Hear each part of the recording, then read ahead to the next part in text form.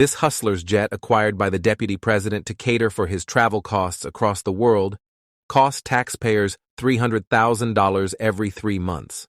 That translates to $25.14 million locally and $1.2 million yearly, and it had everyone talking if it was really necessary. To go a step further and engage now directly with those officers concerned, so that they tell us here that they cannot give the original of those documents.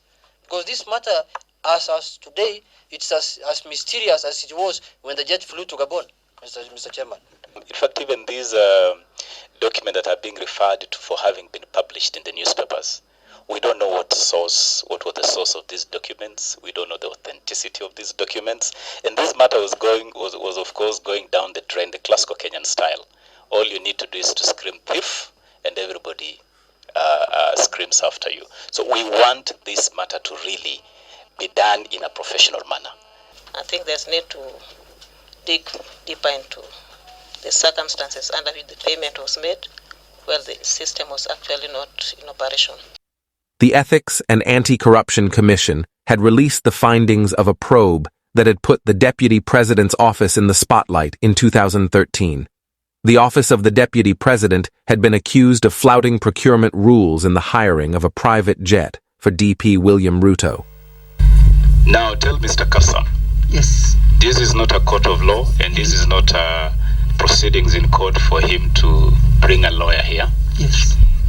Lawyers have got no capacity to address this committee on matters that are in the possession of specific individuals. We do understand that, Chair. Mr. Kassam must appear before this committee in person. Indeed. You are a stranger to these proceedings. I understand that, Chair. You are a stranger to this session. Indeed. And so this committee has not seen you, it has not heard you. Convey to Mr. Kassam that he must appear before this committee in person. Indeed. And if he does not obey the summons of this committee to appear here in person, in accordance with Article 135 of the Constitution, serious sanctions will be brought to bear. Indeed. 7 years later, the EACC had cleared Ruto and his office, and also disclosed that the amount that was under investigation was 18.6 million only. DP Ruto had used the jet to tour Africa and campaign against the ICC cases against him and President Uhuru Kenyatta.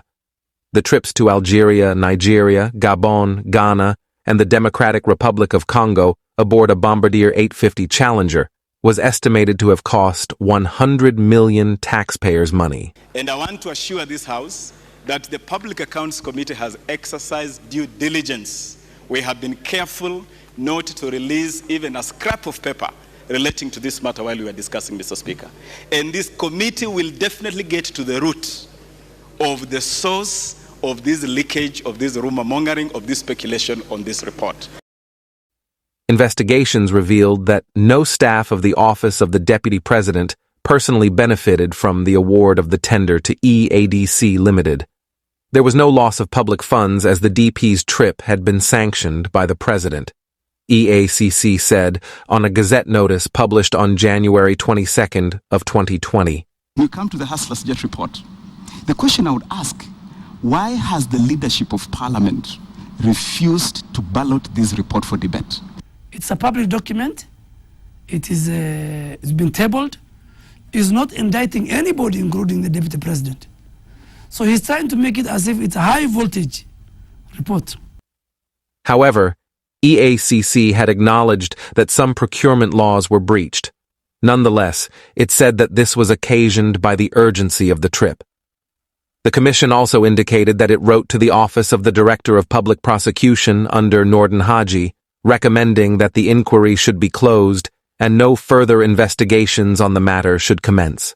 The question still remains how urgent were the trips that millions of shillings had to be used. What happened to those who breached the procurement laws? What happened to the 100 million? Was EACC protecting someone? Why wasn't the 18 million accounted for since the EACC confirmed it was the only amount under investigation? How could payments go through when the FMIS is closed?